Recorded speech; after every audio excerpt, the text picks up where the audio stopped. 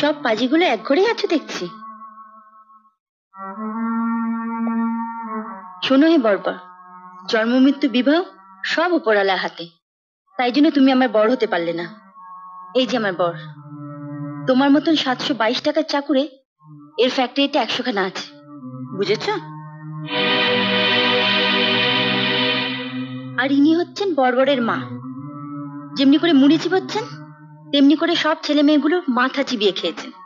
এত বড় সাহস তোমার! আমার বাড়িতে দাঁড়িয়ে তুমি আমাকে... সরি মাম্মি, এটা আপনাদের কারো বাড়ি নয়, এটা দাদার বাড়ি।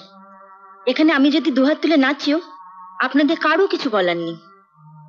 একটু নেচে দেখাবো নাকি?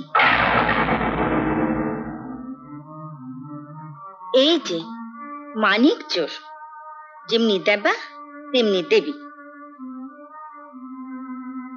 শুনুন, এখন আমি ও ঘরে গিয়ে আমার বর আর বড়বৌদের সামনে বরদাকে দুহাতে জড়িয়ে দুগালে চুমু খাবো।